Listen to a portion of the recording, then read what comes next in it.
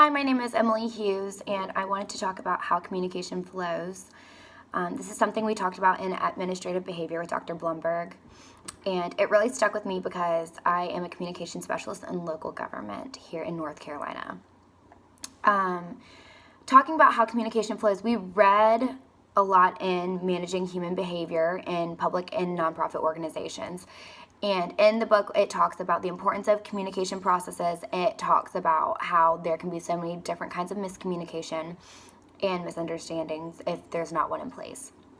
So this stuck with me because I am experiencing this at work, and we set up a new communication process to eliminate these issues. A couple of the major things that we found were issues in the book and at our work were unintentionally ambiguous messages. This is something that Denhardt touched on a little bit and made it clear that it's easy for a messenger to have a message and for the receiver to understand the message differently than the messenger intended for them to.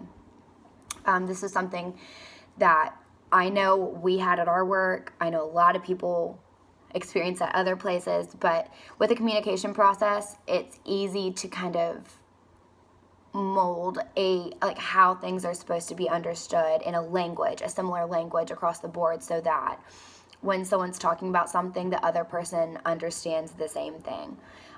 We had that issue quite a bit, and I found that the new communication process did help. Another thing is making sure that communication is meaningful, that there are not empty words being spoken, and that there's meaning behind what they're saying. Sometimes it's not all rational. Denhardt talks about how there's a lot of emotion behind communication sometimes, and that's okay. That's normal. It doesn't all have to be rational. I think a lot of people, when they hear communication, they think like facts and things, information, and sometimes it doesn't. Sometimes it's organic from a human, just about their emotions and their feelings. But also communication depends on one's own frame of reference. Kind of going back to speaking the same language is very important. It's easy for someone to say one thing and someone understands that as something else. That happens a lot. I know it happens at my work a lot. But a communication process helps to kind of, if it's detailed enough at least, to understand that that can be eliminated. Messages also serve different functions. Denhardt talked about this, and this was around page 250, I believe. Language requires precision and detail and attention to make sure that communication has meaning.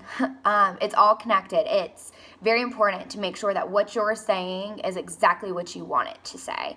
And that's what I think he's touching on, is to make sure that you know what you're saying so that other people can understand it the same way you wanted them to. Communication is also shaped by relationships of power.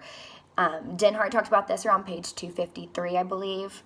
And this happens in everyday life. It doesn't only happen in the workplace, but people will change the way they communicate based on who they're talking to. And sometimes that's okay, and sometimes it hurts you. I have tried to keep, especially in local government, I have tried to keep a very consistent communication style regardless of who I'm talking to. I feel like it's more professional. I also feel like it's just easier, more efficient to just be straight across the board with everyone I'm talking to. But also a communication process helps draw out what others can expect from you. I know I shared my communication process with all of our directors at work, so they know what to expect from me as a communication specialist, and so I know what to expect from them when receiving their input. But I would never talk to one differently just because I might be closer with the other. But I think that's also important so that nothing gets mixed up in communication either.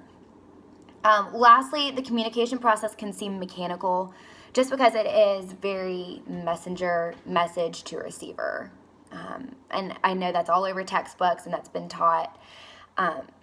But there is so much creativity and so much work and detail that goes into a communication process that it's not as mechanical as it seems. And Denhardt talks about the importance of creativity in communication and how communication is to help an organization. It's not defined by an organization. It defines the organization as how a organization communicates.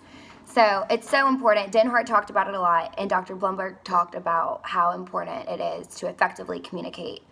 I really appreciated this week in that course just because I was able to apply it at my work. But I hope you all enjoyed it as much as I did. Thank you.